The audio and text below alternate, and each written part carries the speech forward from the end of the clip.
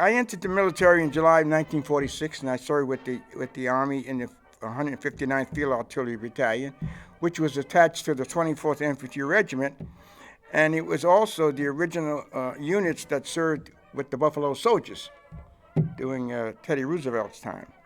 I served in Far East in Japan as a radio operator, and I was a PFC, Private First Class, and I was honorably discharged on December 3rd, 1947.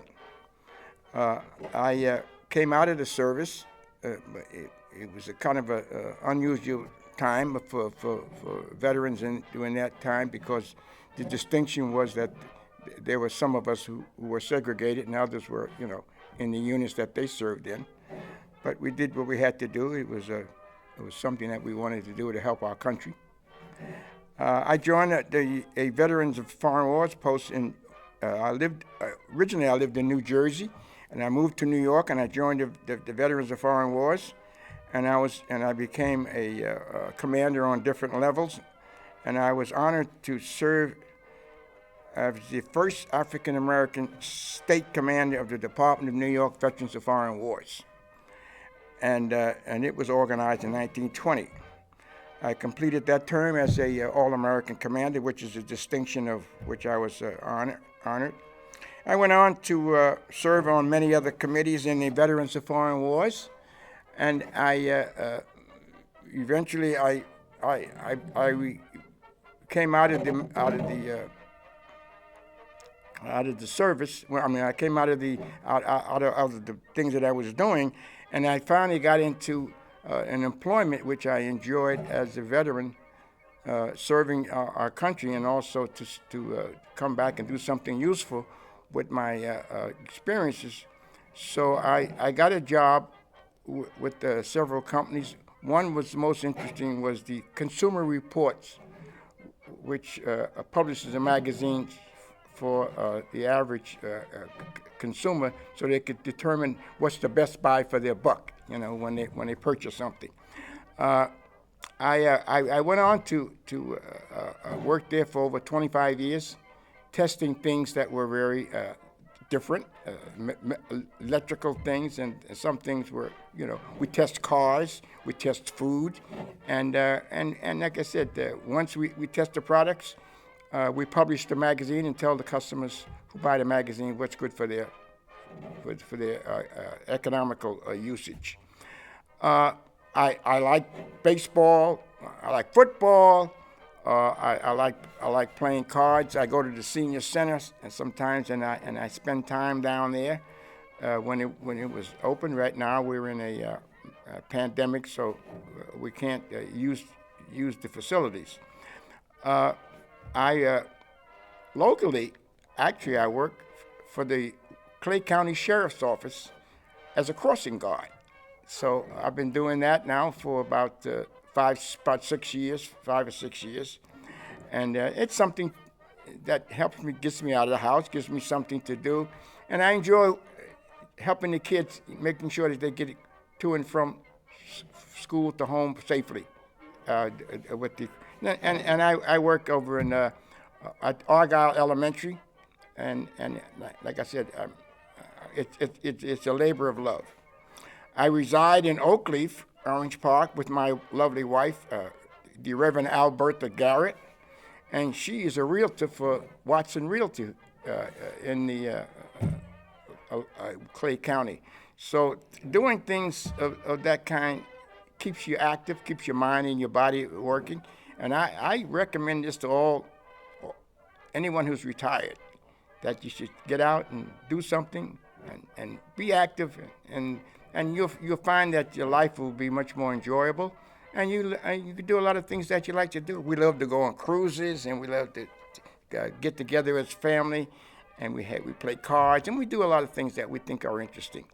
But all I can say is, if you're serving your country, serve it with distinction, serve it with honor, and remember that helping this country to sustain itself as a viable force is very, very important for all who decide to go in the military. So I would like to if I could serve again, I guess I would, but I'm not young enough to do that anymore. Being 92 years old gives me a disadvantage of helping to serve this country's best interest. But anyway, I did, and I did it with honor, and I was very happy to have been involved with the military and to come out and make sure that our country was safe after we had did what we had to do in World War II. Yeah, my name is Ernest Serna, United States Army, retired with 30 years, 2 months, and 5 days. I entered the Army in 1956, retired in 1986. In September of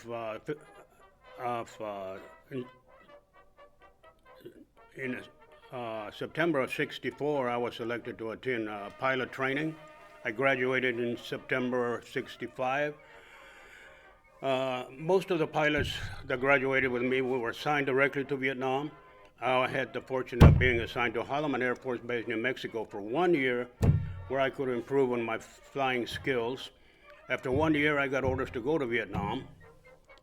I arrived in Vietnam on 4 August 1966. I reported to my superiors there, handed up my flight records, and before I left the States, I had been trained also in light transport aircraft. They looked at my records and they said, a couple of colonels there, they said, "Mr. Serna, we see here you just completed transport training." I said, "Yes, sir, and I'm here to find out what transport unit I'm going to." He said, "Well, you're not going to be flying transport. We got a different type of assignment for you." And when he said that, I said, "Oh boy, here it comes. I can hardly wait." The word had come down among the pilot groups back in the stateside, especially those of us that were about to graduate, that one pilot job you didn't want in Vietnam was that of a FAC, a forward air controller, because he was not conducive to a long life. So when he said that, he said, "We are assigning you as a forward air controller up north, just below the demilitarized zones, to support the Marines up in I Corps." And the only thing I could say, I said, "Sir, I can fly an airplane, but I haven't been trained as a forward air controller." He said, "Oh, no problem. When you get there, there's an older pilot, instructor pilot. He'll take you up every day for about 2 weeks over the battle area and give you all the in and outs of forward air control under actual combat conditions." And I thought to myself, did I hear him right? Did I hear him right? Training under actual combat conditions? And that's how it was. The next day they flew me along with some Marines up to Hue, and I met the pilot group. There were 11 pilots in the group. We had some mechanics, we had some cooks, and we had some admin people. But the pilots were only 11, a great bunch of guys. And the next day I went up with an instructor pilot, and that's what we did every day over the battle area, bringing in naval gunfire, artillery fire, and marking the targets for the fighter bombers. We had to fly low and slow over the jungle. We never flew over 700 or 800 feet. If we flew higher than that, we couldn't see anything over the jungle, that we couldn't do our job. So we had to stay real low. And that's what we did every day. And in December of 1966, I was shot down just below the DMC. I was hit by enemy small arms fire.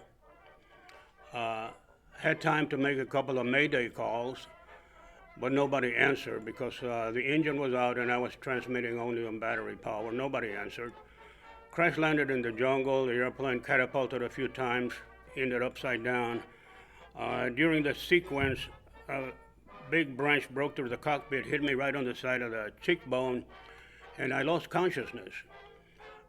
We used to fly with a Vietnamese observer in the back for an extra pair of eyes. The next thing I remember, I was on the outside of the plane holding the bandana to the injured side of my face, and I asked the Vietnamese observer if he had gotten me out of the airplane. And he said no, that I had gotten out by myself, but I don't remember doing that. Anyway, we went into hiding. We knew that there was a lot of enemy around there, and they must have been closing in on our position.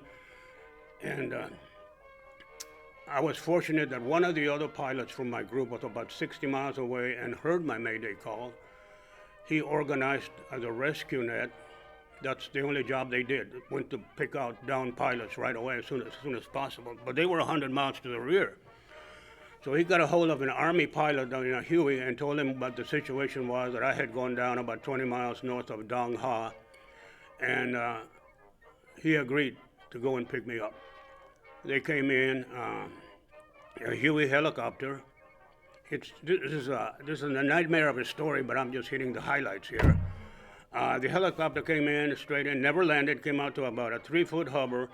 We hobbled out there and half jumped on board and half got dragged in to the helicopter by the door gunners, and we were going. They took me to the hospital in Dong Ha. That was the nearest hospital, which was just tents like you see in MASH hospitals. But they only gave me first aid. They couldn't treat me for my injuries, so they brought another helicopter to take me to Da Nang Air Base, a major Air Force hospital, for the work that I needed done. And I was there in the hospital for about 2 weeks, and then they released me from the hospital, and I went back to Hue to continue the war. 5 months later, I was wounded again during a night ground attack by an enemy unit. Every pilot in the group was severely injured, all 11. And I was fortunate I received just superficial injuries. All the pilots got evacuated back to the rear hospitals in Vietnam, some back to Japan, some back all the way to the States. They were that bad. I just got hit with a piece of shrapnel on the back of my hand, a piece of shrapnel on my leg, and a piece of shrapnel on the back of my head. So the local doctor at Corbin there, they cleaned me up a little bit, put some stitches on me, got the pieces of metal out, and wrapped my head in bandage. And the next morning in Hue, I was the only FAC flying out of there in support of the Marines. And it took the 18th Aviation Brigade about 3 or 4 days to start sending pilots 2 or 3 at a time, to qualified pilots, to bring the unit up to strength. I returned back to the States on 4 August 67. The Army wasn't cutting us any slack, right down to the year. Landed on 4 August 66, left there on 4 August of 67. And by the way, I had left a wife and 4 little kids back home. The oldest was only 6 years old. Anyway, I was back stateside for a year and a half, then they sent me back for another tour. This time I was flying surveillance aircraft, much higher, 20,000 feet.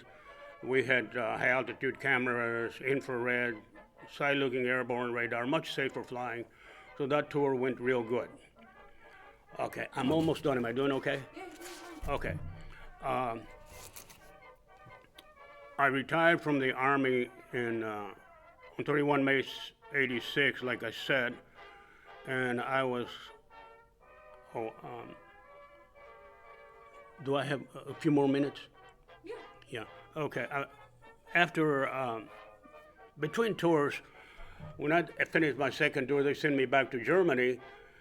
They put me back in airplanes, and our border mission in Germany was to fly the communist border day and night in all kinds of weather, monitoring Russian activity across the border. And on 29 October 1979, due to severe icing, I lost both engines and had to eject. The co-pilot and I had to eject at night in the middle of a blizzard in northern Germany.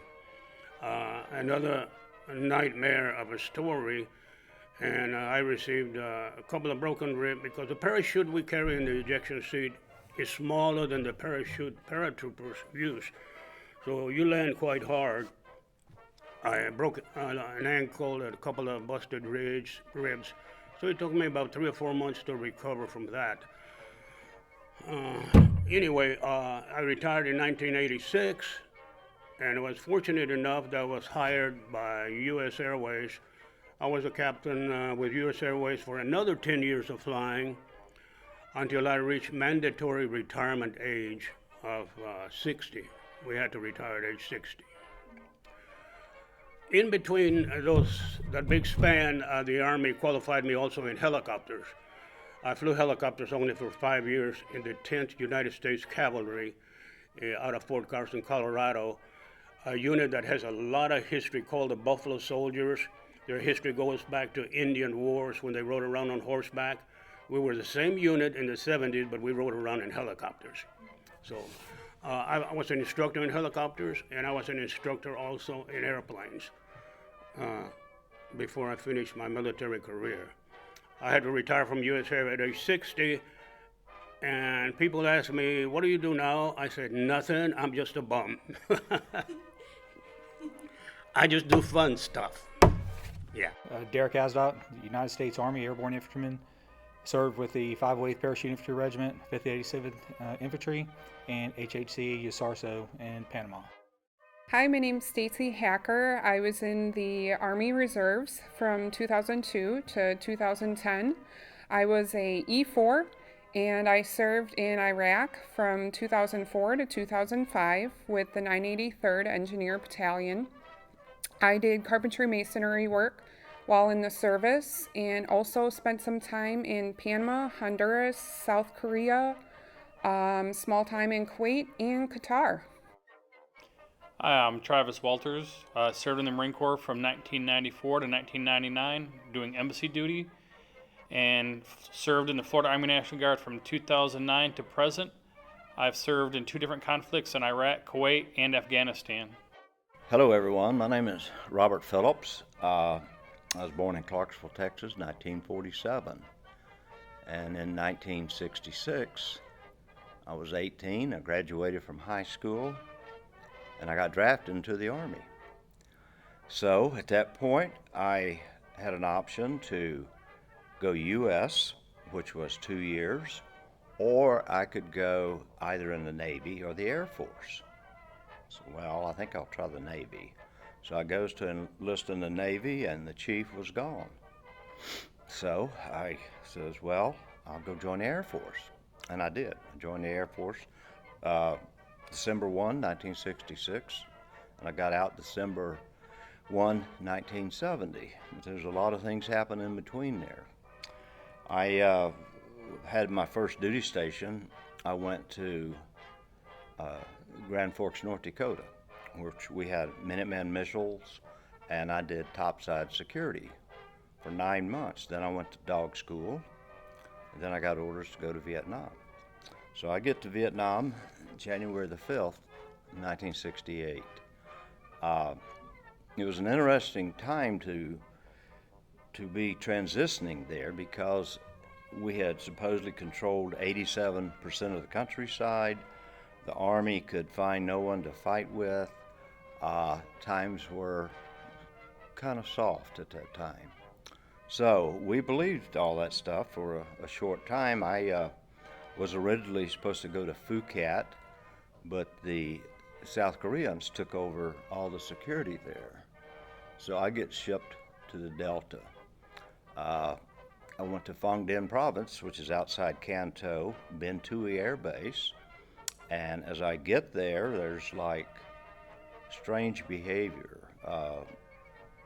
The civilians were getting prepared for a holiday, and within short time, we found out what the Tet Offensive was all about. It was a holiday, but it was also the signal to attack all the bases that they could find with massive forces of North Vietnamese and Viet Cong units.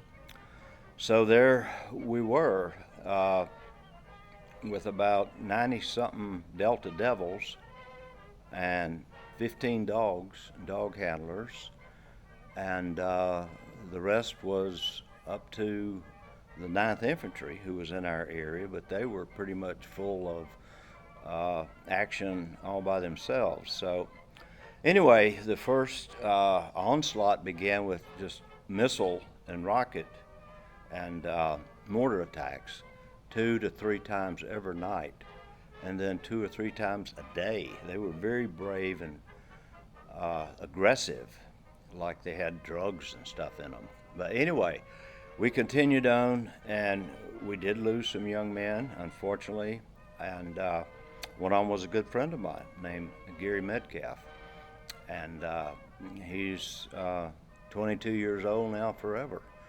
And anyway, we managed to survive, and unknowns to us, we had no way of knowing other than a lot of our aircraft were flying north, up to a place called Quezon, where the Marines were battling everything, and that's where the media tended to go also, to that region.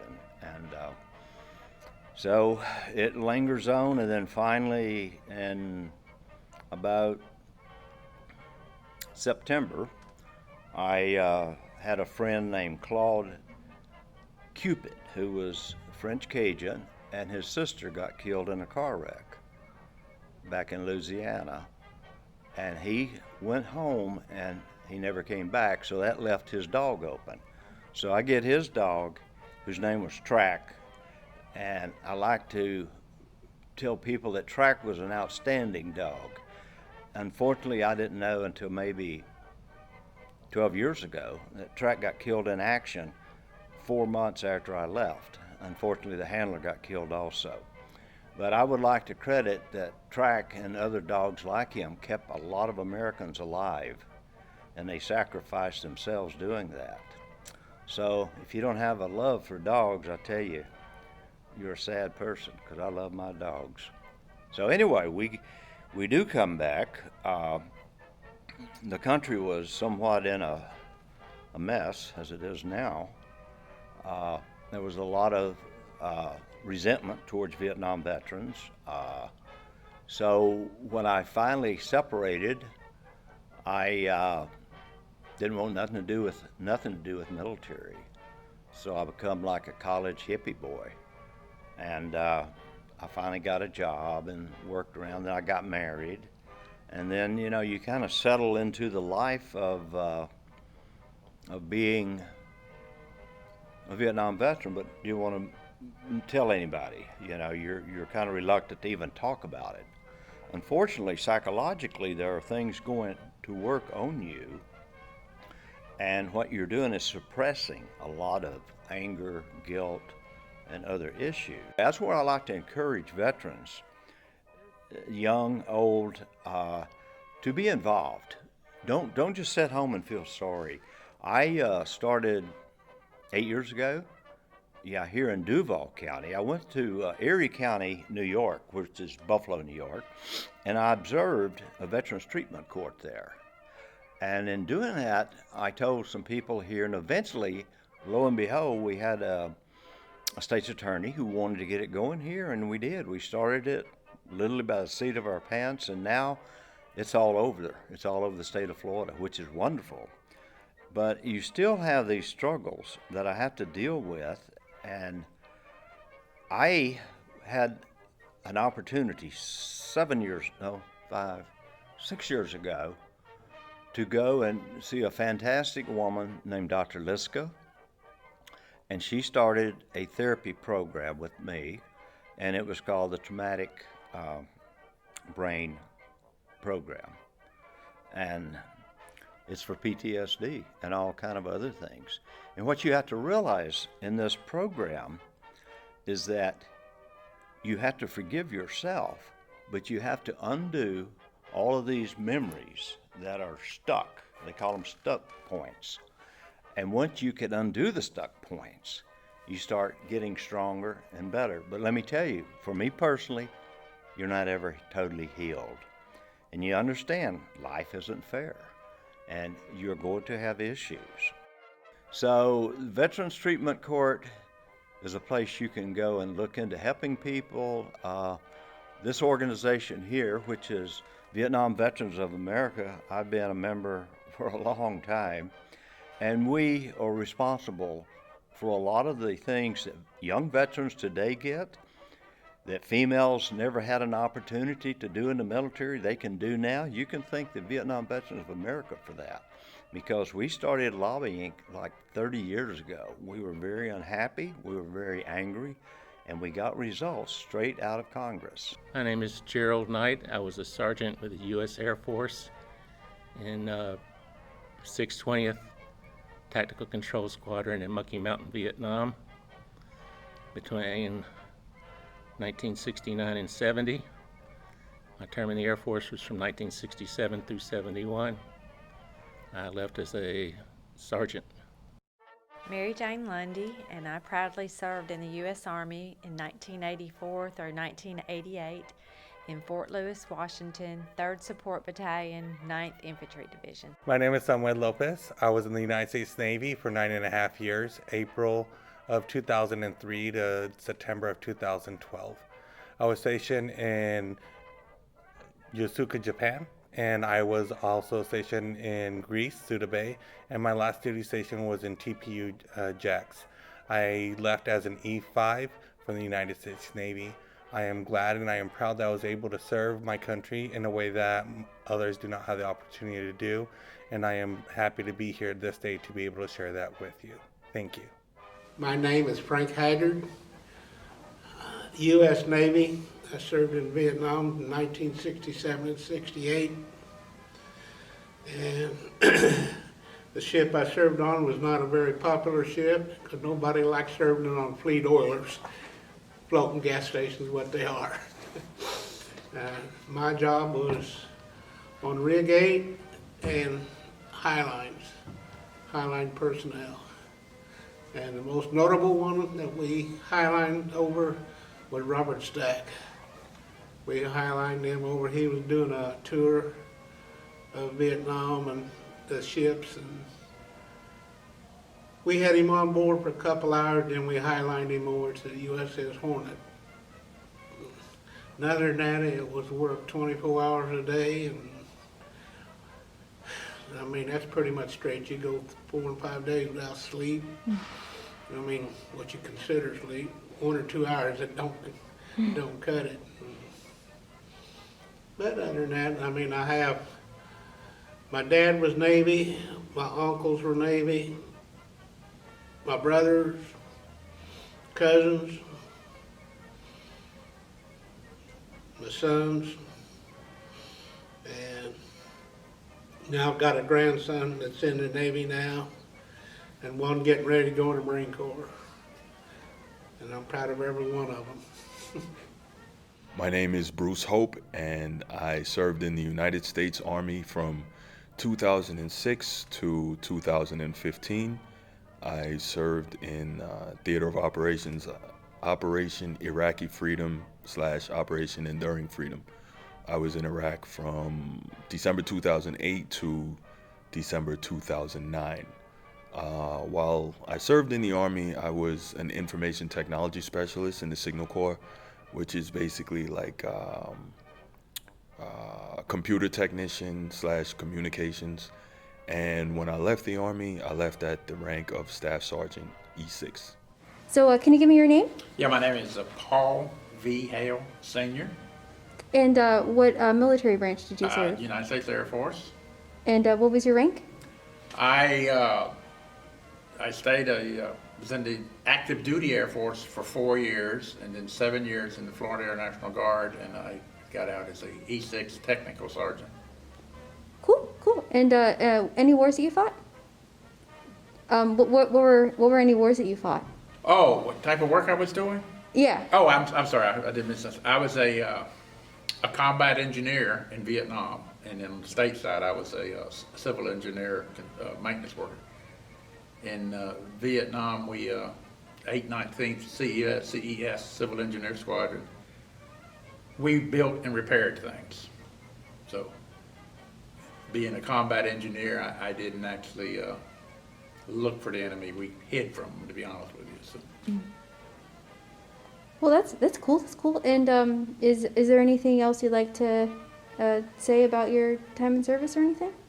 So I tell my teenage grandson, he's always asked me, Papa, what'd you do in Vietnam? And I tell him, most people, not all of them, but most people in Vietnam was over there to destruct and maim and lame, and I was there as a combat engineer, maintenance person, to try to put it back together. It's kind of what I did. And I'm proud of that. So you can give me your name? Michael DePandre. And what branch of the military did you serve? United States Navy. And what was your rank? Engineman Senior Chief. And any wars that you fought? 3 tours in Operation Iraqi Freedom. Cool. And is there anything you want to say about your time in service? I enjoyed the time and the people I met. Cool. And the friends and family that you get to keep forever. Bob Page, Naval Aviator, 1965 to 1970, NAS Oceana in Virginia Beach. Go Navy, beat Army. In September 1968, after graduating from high school, I had signed up to join the Navy, and my dad had been in the Navy. He'd been a catapult operator on U.S. Badong Strait, so I was like, okay, my dad with the Navy. And I was in New Mexico. I was born in Las Vegas, New Mexico. New Mexico. Las Vegas, New Mexico was Las Vegas before Nevada was even anything but a patch of desert. People don't realize that. But I grew up there and went to San Diego, got selected to be an air crewman, started flying. I flew P-3 Orions, the same ones that fly up here at Jacksonville, for many years, and including 1972 in Vietnam, where I got into the Agent Orange stuff. So I have Parkinson's and cancer from Agent Orange. And I'm being tracked by the Veterans Administration under their Million Veteran Program and their War-Related Illness Program. So they do all that kind of good stuff on me. I kept progressing from airman up to Chief Petty Officer. Got selected by the Navy to go to school and went to the University of Kansas to get an engineering degree, mechanical engineering degree. And then I came back to flying P-3s again as a tactical coordinator on P-3s. And did that for a tour where I went all over South America and the Caribbean and Bermuda and Iceland and stuff where the P-3s normally chased submarines out.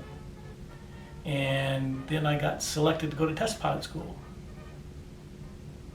And I went to test pilot school, became a test pilot for the Navy, went back, did more tours. I did tours in Desert Storm. I was the officer in charge of the Navy Air Detachment in Jeddah, Saudi Arabia in 1992, yeah. And after that, got selected to go back to test pilot school to be a second tour. And my last 3 assignments there, I was the chief test pilot of the Test Wing Atlantic, commander of the Navy's Pioneer Drone Aircraft Squadron, and aviation safety officer for Naval Air Systems Command. And because of those, I retired at 34 years active duty in the Navy, and the commander there said, I want you to go back to work for the Navy here, it's the Department of Navy. We want you to be an engineer to make this Fire Scout drone work. So I started doing that, and for 10 years I was a civil service GS-15 working for the Navy there too. And I said at some point, got to get going, and part of it was I had grandkids all of a sudden. So my daughter was a Navy JAG officer at Jacksonville. She did 20 years in the Navy, and she's got 3 little ones now, so I'm being a full-time daycare grandpa. My name's Gary Newman. I'm retired U.S. Navy. I retired as a Master at Arms Chief Petty Officer. I did 20 years. I joined in 1959, 2 weeks after I turned 17, and retired in 1978. I served on 7 different Navy destroyers, the most famous one being the USS Maddox, and on which I was on board during the Gulf of Tonkin incident in August of 1964. After I got out of the Navy, I was a Clay County Deputy Sheriff from 1978 until 1973. In 1973, I was hired as Chief of Police at the Naval Air Station Jacksonville, and held that position for approximately 20 years. My last 3.5 years out at NAS Jax was as Deputy Director of Security. I've enjoyed my retirement. I'm currently the Vice President of the Vietnam Veterans of America with the Florida State Council, and also a 2018 inaugural candidate. I was inaugurated into the Florida Veterans Hall of Fame. I serve as a board member on the Hall of Fame Society, and they're very good organizations. I love all of the veterans that are all of my heroes. And I want to thank the city of Green Cove Springs, the mayor, vice mayor, and city council for allowing this taping to proceed. Thank you for recognizing all of our veterans.